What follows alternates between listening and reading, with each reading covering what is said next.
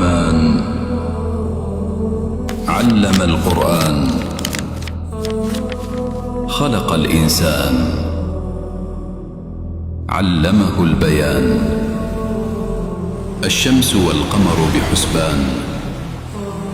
والنجم والشجر يسجدان والسماء رفعها ووضع الميزان ألا تطغوا في الميزان وأقيموا الوزن بالقسط ولا تخسروا الميزان والأرض وضعها للأنام فيها فاكهة والنخل ذات الأكمام والحب ذو العصف والريحان فبأي آلاء ربكما تكذبان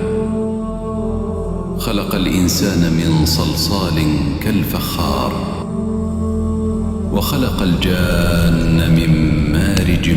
من نار فبأي آلاء ربكما تكذبان رب المشرقين ورب المغربين فبأي آلاء ربكما تكذبان مرج البحرين يلتقيان